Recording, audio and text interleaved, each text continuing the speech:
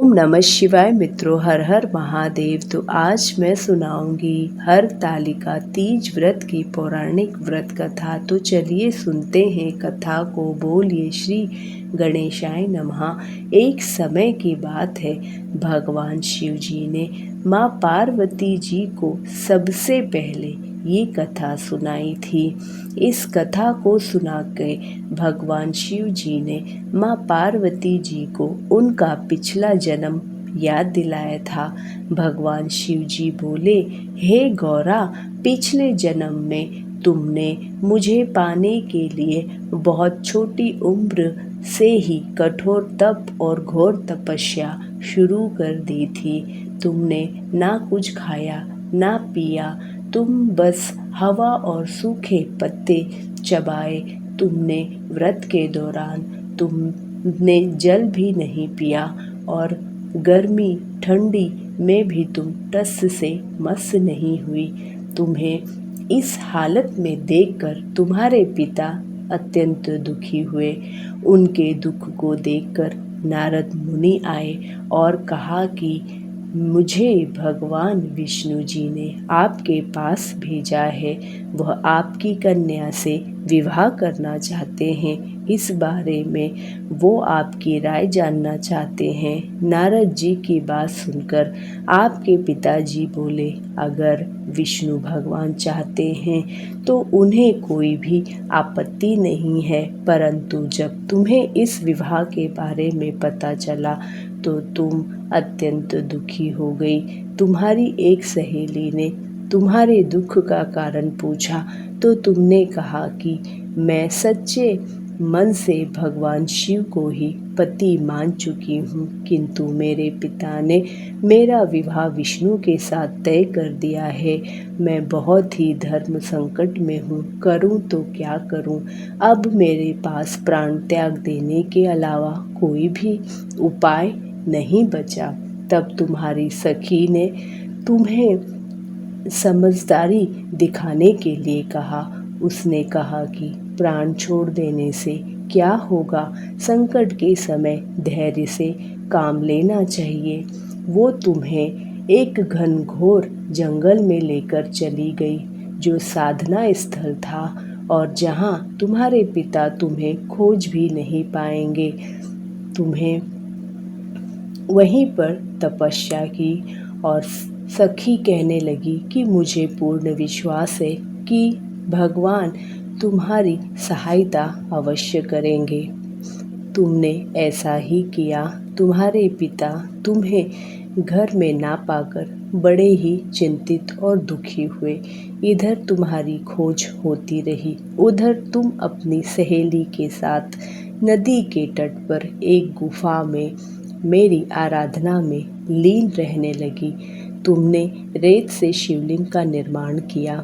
तुम्हारी इस कठोर तपस्या के प्रभाव से मेरा आसन हिल उठा और मैं शीघ्र ही तुम्हारे पास पहुंचा और तुमसे वर मांगने को कहा। तब अपनी तपस्या के फलीभूत मुझे अपने समक्ष पाकर तुमने कहा कि मैं आपको सच्चे मन से पति के रूप में वर्णन कर चुकी हूँ। यदि आप सचमुच मेरी तपस्या से प्रसन्न होकर यहाँ पधारे हैं तो मुझे अपनी अर्धांगिनी के रूप में स्वीकार कर लीजिए। तब तथास्तु कहकर मैं कैलाश पर्वत पर लौट गया। उसी समय गिरिराज अपने बंधु बांधवों के साथ तुम्हें खोजते हुए वहां पहुँचे। तुमने सारा वृत्तांत बताया और कहा कि मैं घर तभी जाऊंगी अगर आप महादेव जी से मेरा विवाह करेंगे। तुम्हारे पिता मान गए और उन्होंने हमारा विवाह करवाया।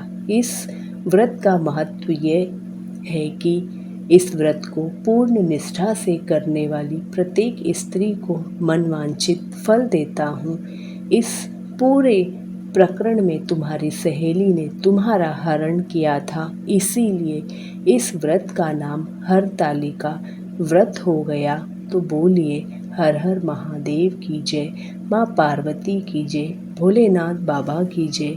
इस कथा से जुड़ी एक और मान्यता है कि इस व्रत को करने वाली स्त्रियां पार्वती जी के समान ही सुखपूर्वक पति रमण करके शिवलोक को जाती हैं। सौभाग्यवती स्त्रियां अपने सुहाग को अखंड बनाए रखने और अविवाहित युवतियां मन मुताबिक वर पाने के लिए हरितालिका तीज का व्रत करती हैं। इस दिन व्रत करने वाली स्त्रियां सूर्योदय से पूर्व उठकर स्नान करके पूरा श्रृंगार करती हैं। पूजन के लिए केले के पत्तों के मंडप बनाकर गौरी शंकर की प्रतिमा स्थापित करती हैं। इसके साथ पार्वती जी को सुहाग का सारा सामान चढ़ाया जाता है। रात में भजन कीर्तन करते हुए जागरण कर 3 बार आरती की जाती है और शिव पार्वती जी के विवाह की कथा सुनी जाती है। इस व्रत करने वाली व्रती को शयन नहीं करना चाहिए। इसके लिए उसे रात्रि में भजन कीर्तन के साथ रात्रि जागरण करना पड़ता है। प्रातःकाल स्नान करने के पश्चात श्रद्धा एवं भक्ति पूर्वक किसी सुपात्र सुहागिनी महिला को श्रृंगार सामग्री, वस्त्र, खाद्य सामग्री, फल, मिष्ठान एवं यथाशक्ति आभूषण का दान करना चाहिए। रेत के शिवलिंग बनाए हो तो उसका जलाशय में विसर्जन किया जाता है और खीरा खाकर व्रत को संपन्न किया जाता है। तो बोलिए हर हर महादेव की जय, माँ पार्वती की जय, भोलेनाथ बाबा की जय।